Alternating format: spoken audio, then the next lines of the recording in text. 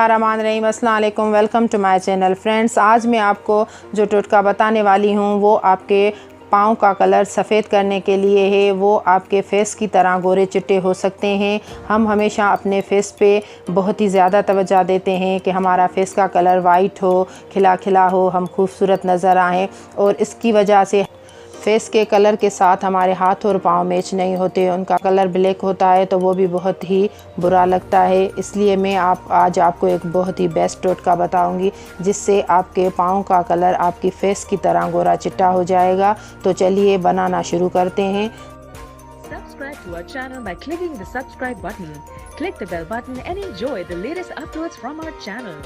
सबसे पहले आप एक साफ़ कटोरी ले लें और आप एक टमाटर को 2 हिस्सों में काट लें और उसका थोड़ा सा आप रस निचोड़ लें। इसमें तकरीबन 1 चम्मच हो।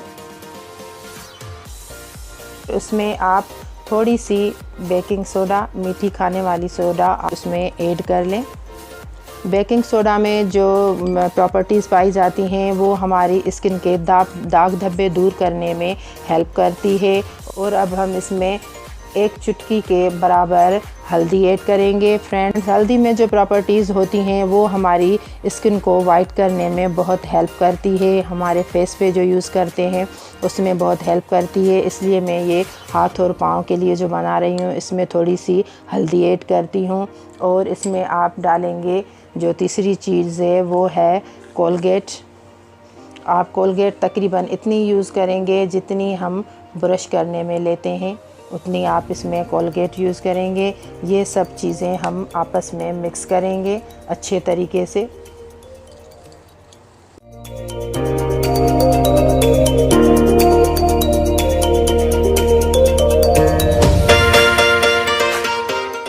अब ये सब चीज़ें अच्छे तरीके से मिक्स हो चुकी हैं। अब ये मैं आपको यूज़ करने का तरीका बताऊंगी कि आपको टमाटर का जो दूसरा हिस्सा हमने रखा था वो आप इसमें अच्छे तरीके से डिप करेंगी।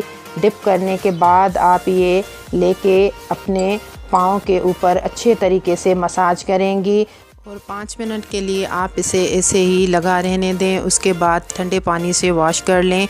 आपको बहुत ज़्यादा फ़र्क महसूस होगा, एक दफ़ा में ही होगा, क्योंकि फ्रेंड्स टमाटर में नेचुरल इंग्रेडिएंट्स होते हैं जो आपकी स्किन को फेयर करने में हेल्प करते हैं। आप ये नुस्खा यूज़ करके देखें, आपको इसका बेस्ट रिज़ल्ट मिलेगा। कमेंट्स में मुझे ज़रूर बताइएगा। तब तक के लिए इजाज़त दीजिए। अल्लाह हाफ़िज़।